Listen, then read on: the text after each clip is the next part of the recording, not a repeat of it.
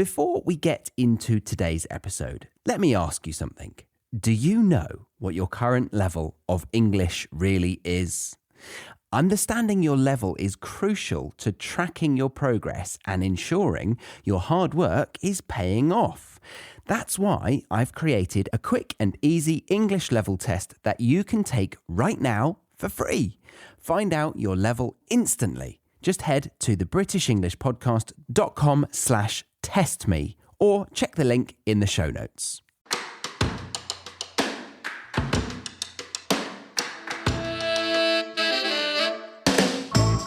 Hello and welcome to the British English Podcast. In today's episode, we have part 2 of King Henry VIII with the unofficial historian Ben Marks from Down Under. Hello, Ben. Hello, Charlie. Welcome back to the show. We did Henry VIII part 1 10 minutes ago for us, but 2 weeks ago for the listener. How strange. It's like, you're offering a podcast and a time machine. Yeah. You're offering a sort of a weird time dilation. Yeah. Which is sort of what we do with these history podcasts, right? Very nice, very nice. So we covered the first 2 wives of 6 of King Henry VIII. So just to very quickly recap, King Henry VIII was around the 15th century, and he was part of the Tudor dynasty or the Tudor era, and Brits know him mainly for his 6 marriages, 5 of which we can say failed. So we didn't actually say the rhyme at the beginning, and I feel like we've done them a disservice there. So let's do it at the top of this episode. Divorced, beheaded, died. Divorced, beheaded, survived. That was actually quite good. Pretty good. I was hoping for something a little more sort of skew-if. Sloppy. Yeah. I wanted that real slop. Have you ever wondered if you're making real progress in your English learning journey? Knowing your level is the key to recognizing your improvements. I have a fantastic tool for you, a free English level test that gives you an instant result.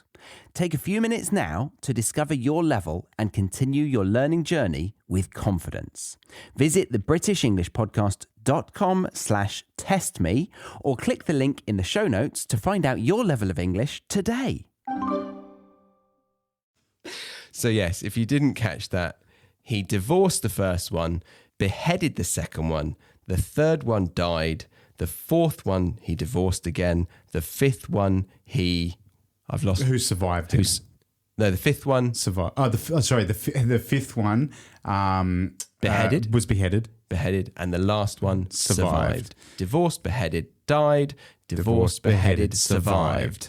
So that is pretty much what Brits know of Henry VIII, but we want to do better than that. We want to do much more. So this is why we've got Ben back on to talk about all of the interesting things around this period of time. So we had Catherine of Aragon, that was related to the Spanish area at the time. She was Spanish. She was Spanish. That's the way you say it. Yep. And then we had Anne Boleyn. And in between those two, there was a big change called the Church of England. But if you want to listen to that, go back to part 1 of Henry VIII. So now we're on to the third wife, because Anne Boleyn didn't give him a male heir, and their marriage was a bit shitty.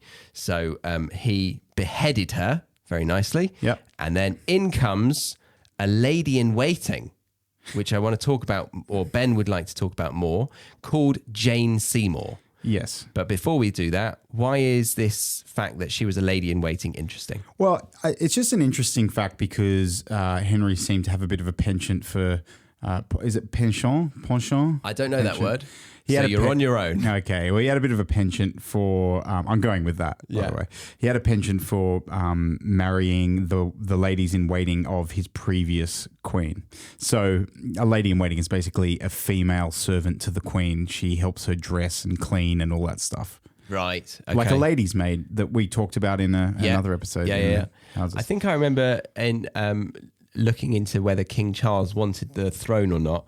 And I read that Queen Elizabeth II, her lady in waiting would respond to the fan mail or help her Oh, really? I think. Okay. Yeah. I can imagine. I mean, that's fair enough. Yeah. So maybe they did those jobs. Yeah. Back then with a quill. Yeah, exactly. A lot of fans back then. But it wasn't just Jane Seymour that was a lady in waiting. No. So it was who else was? So we had Anne Boleyn, who was the lady in waiting to Henry's first wife, Catherine of Aragon. Yes. So then. So really, Anne should have seen this coming. Yeah. You mean Jane? No. I mean, because you just said Anne was a lady in waiting as well, right? Yes, that's right. So she was the lady in waiting to Catherine. So and then she married Henry. Him, So and then she sees another attractive lady in waiting, and Henry's flirting with her. I see what you're saying. Yes, you're right. And then she should have run for the hills, because then she got beheaded. Well, I think this gives us a good insight into the court of Henry VIII. It would have been like a daytime soap opera. Yeah. Can you imagine? It's such a small court of people. Basically, everyone knows everyone, and all of the intrigue and the whisperings in the hallways. It would have been a very interesting place to be. It would have been. And this is, of course, if you're a monarch, you basically spend all of your time in your castles and palaces. These are the people you hang around with. This is it. This is your life. These are your people. Yeah. Yeah. Very true. Yeah. And so I actually lived, when I grew up, very near a palace of his, or a castle, Hampton Court. Yeah. So I used to go there for school trips, and we would go around where he used to dine and live. But apparently he also lived in the Tower of London and Windsor Castle as well. Yes. He through his life, he spent time in multiple different palaces, and he was born in Greenwich, actually. Yeah. Greenwich Mean Time. Greenwich Mean Time. Yes. Yeah, Greenwich Mean Time. That's a good reference.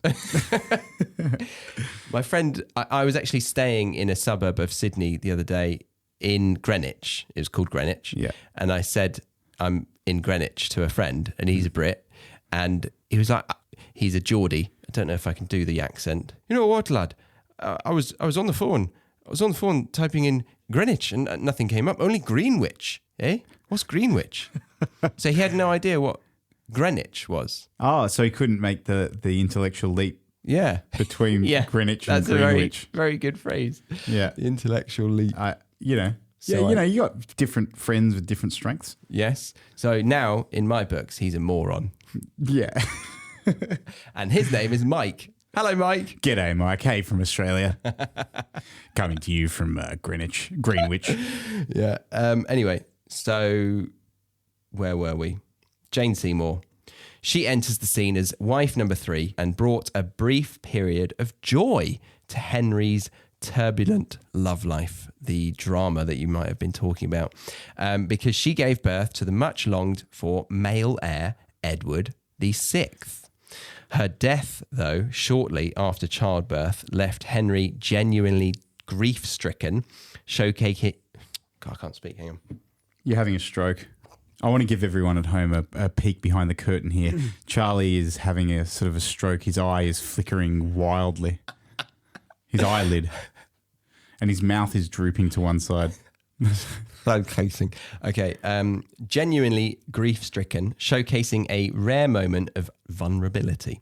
Jane's legacy as the mother of Henry's only legitimate son and her quiet dignity amidst the chaotic court life earned her a special place in Henry's heart, evidenced by her sole burial next to him in Windsor Castle. So really, he spent most of his time in Windsor Castle. Yeah. I mean, if you're adding up the time in of total, yeah, I'd say that's a fair bet. Although, I remember I told you this fun fact. When he was buried, his guts exploded because they tried to shove it in a coffin or something. Now, I was going to ask you about this. Can you give this story in more detail? Because I actually want to know what you're talking about. I am a bit confused between another king, because I've just listened to another book on all the kings, and I'm a bit confused. But basically, 2 of the kings this happened to, the fatties. So when they buried them, it's natural for their guts, for their intestines to expand, and they shove them in a coffin.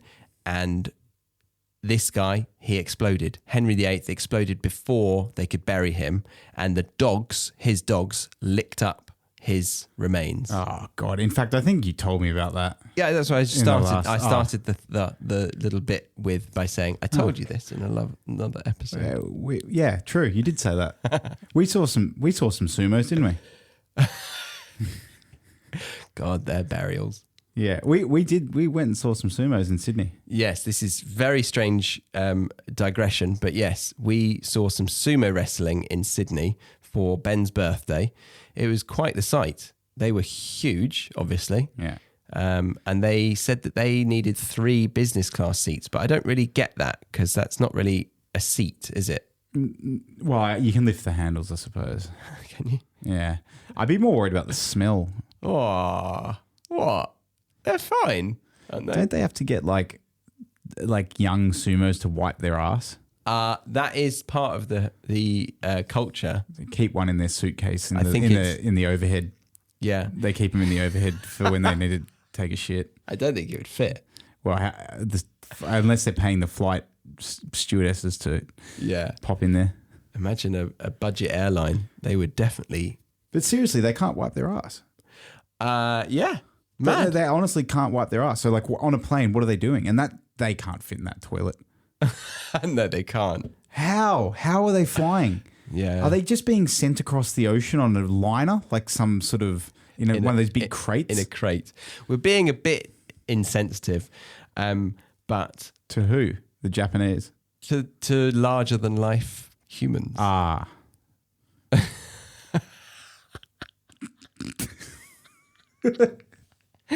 Ben's sudden realization. Oh, that one. Ah, yes. Anyway, so where were we? Windsor Castle. So he spent most of his days there, if you count all of the dead ones. But Jane Seymour. So she left in a way. I mean, obviously sad she died, but she left on a high. And that made me think that it's because it's a tough act to follow for the next wife, isn't it? And it rudely reminds me of an episode in Seinfeld. God, how do I say it? Seinfeld. It's that stroke. Episode in Seinfeld where George decides to go out on a high whenever he says something good in a meeting because he noticed he would often say a good idea and then would ruin it by saying a bad one before the end of the meeting. I don't know if you remember this episode, Ben. Absolutely. So with the utmost respect to Jane, of course, for providing us with Prince Edward and for being a human and all that, but she effectively did this, didn't she? She left before the relationship had time to sour. What's the phrase? In it for a good time, not a long time. Yeah, I'm here for a good time, not a long time. Yeah. So she kind of did well there. Yeah. I mean, obviously she died, so she did terribly. Well, it wasn't in her control and she died, but yeah. Positive. Her memory lived on. Yeah. She didn't get the Henry VIII treatment. Yeah. Yes, exactly. Yeah. She some interesting things about her. They were married, Henry and her, Jane Seymour, only 11 days after Anne's execution. Right. Yeah. That's awkward. Yeah. And she died just 2 weeks. Actually, I think it was 12 days after giving birth to Edward at the palace.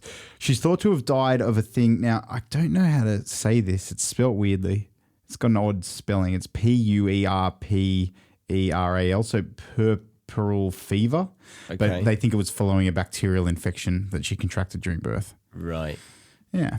Ooh. Interesting little fact there, if you like that sort of thing. Yeah, I love that kind of thing. Fevers are all the rage for me. All the rage. I mean, I love hearing about fevers. Now, there's not too much more to talk about Jane Seymour except for her lineage. So I could go into that a little bit just because the Tudors are quite interesting. Okay, hit me. And it all sort of stems from her here in a way. But we can mix in the other three, the first 2 wives with this. Yeah, okay. Was Jane Seymour a born and bred English woman? She was English and she was a noble woman. I mean, all the people in court had to be nobles. Of course. But of course. So all ladies in waiting had to be of noble birth. Yes. And they all obviously played the political games. They were all vying for Henry's attention, I'd say, or, or someone of a high standing. Yes. Oh, Henry, look at my corset. Henry!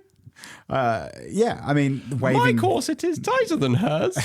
I don't think it was as stiff and all that as they make it seem. I think it was probably a lot looser than what. My ankles are thinner than hers. So you think they were quite? I'd say they were pretty forward. I'd say there's an outward. I'd say when sexual stuff needed to happen, it probably happened. Okay.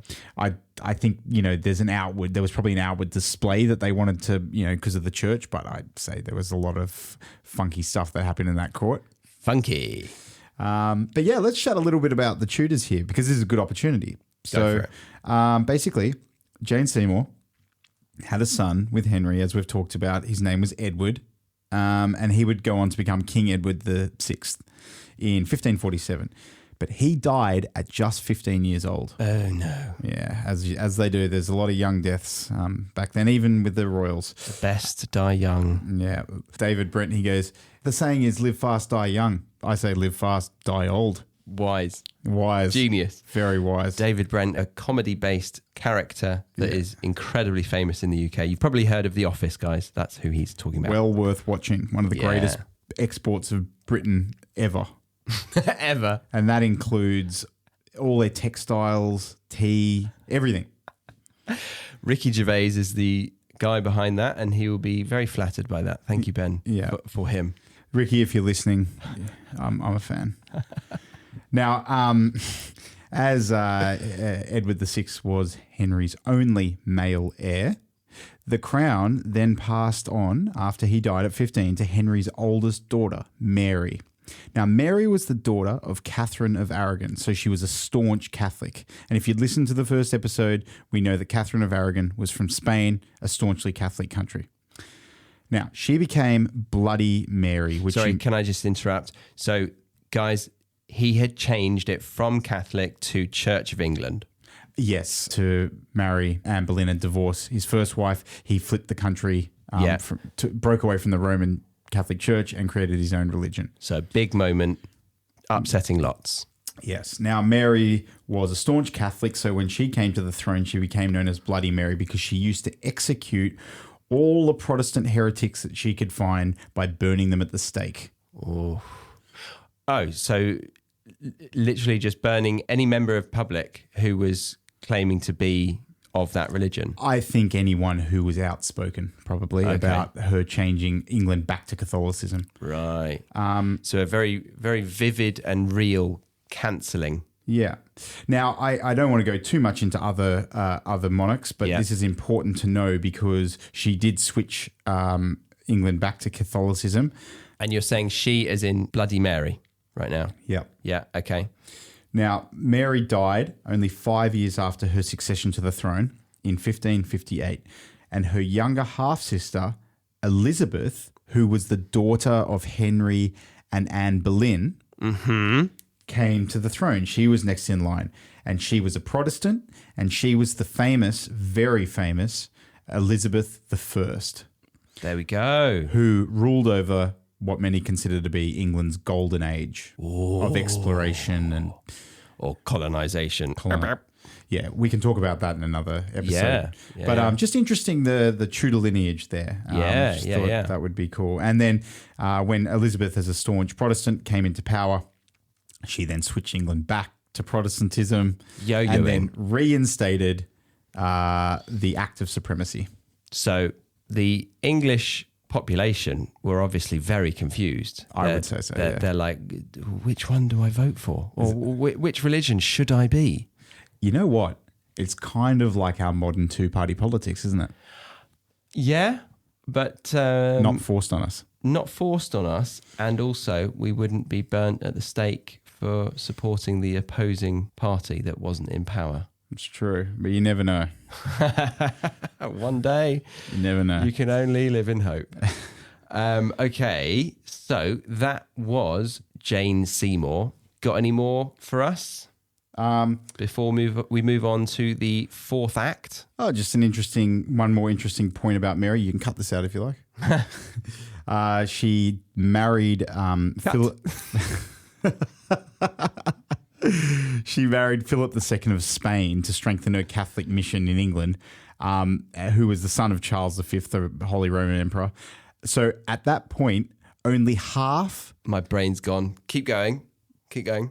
So too many names. She married a Spaniard. Who's she again? Mary, Bloody Mary. Bloody Mary. Married a Spaniard. Yep. And she herself was half Spanish. So at one point, the English throne had only half an English person on the throne. Oh, good gosh. It was all Spanish in that moment, wasn't it? Yeah. So I just thought that was an interesting little thing to add in there. Yeah, that's good. Yep. I won't cut that out, I promise. Okay. So moving on to the fourth and not final, because she's got two more after that. So the fourth wife was Anne of Cleves. So the story was that he got a painting in the post of this woman. And they said, do you like her? What do you think? And he looked at her, and you could Google this picture of her, this portrait of Anne of Cleves. And I'm gonna repeat a certain David Mitchell who wrote this book Unruly that I've been listening to. It wouldn't have got me aroused. I wouldn't have said yes just to that portrait of Anne. It certainly wasn't very sexual. It wasn't even that attractive. I'd say she looked very, very plain Jane, ironically. But he said yes. He was like, whoa, yeah, send her over. So she came over from mainland Europe, and they were arranged to be married. And then when he looked at her, he was like, oh, you don't look like that. You look a bit worse. Sounds like Tinder. Yeah, very much like Tinder. Yeah. Yeah, exactly. So he should have swiped left. Yes, but he swiped right. But he swiped right. So in comes Anne of Cleves. A disappointment straight away for him. But despite the political implications this marriage had, including alliances against the rising power of the Habsburgs in Europe, Henry quickly sought an annulment because of what I just said. Remarkably, Anne of Cleves played her cards well, agreeing to the annulment in exchange for a generous settlement, including several estates and a lifelong title of the King's Sister, which seems quite messed up in my opinion. But she lived comfortably in England for the rest of her life, outliving Henry and all of his other wives. So really, this lady who tricked him with a swipe right instead of a swipe left, she did the best out of all of the bunch. Yeah. So I was thinking about that, the reference you made to the painting coming and him having a look at the painting. Yeah. I had not heard that. But, right. It's interesting because the way that he met Anne of Cleves was that he, after 2 years of mourning for Jane Seymour, he eventually realised that, a king should have a queen. And so he actually ordered his council to go and find him one, and one that was politically motivated, I think, because the reason he chose the council and he chose Anne of Cleves was because he needed to form a political alliance with her brother, William, who was the leader of the Protestants in Western Germany. And this was to strengthen his position against potential attacks from Catholic France and the Holy Roman Empire, as he had just switched to Protestantism. So this was a deliberately political move. Hence maybe why he was so optimistic about her portrait. Yes. He's like, I can handle that. If she looks exactly like that, I can handle that for the power, the gain of politics and all that. Yeah. Gain in politics. But, she looks like that. I can't handle that. Did you know that they actually became great friends later in life? Oh, really? That's very nice to hear. They had plans to remarry. Oh. And I think... Wait, hang on. That's naughty of him. He's got 2 more wives to marry. This is even after his... I think at some point he had these plans. I don't know exactly when it was. Maybe it was before he died. I don't know. But the second one outlived him. No, sorry, the 6th one outlived him, didn't she? So perhaps it was just before the next one. He's a naughty bastard. He's just incestuous, as you said. Yeah. Yeah.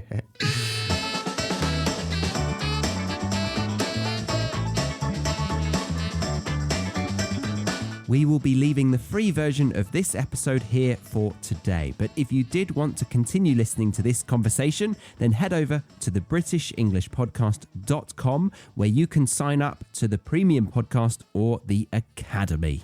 The Premium Podcast gives you the ad-free version with transcripts, a full glossary and flashcards, whereas the Academy gives you all of that plus a whole lot more, including vocab video lessons, writing assignments, weekly Zoom classes, and you can also get paired with a new speaking partner of a similar level to yours each month to really get your speaking practice in. But if you were just here for the free version of this episode, then I thank you very much. Congratulations for getting to the end of this part, and I hope to see you back here next week for another episode. I've been your host, Charlie, on the British English Podcast.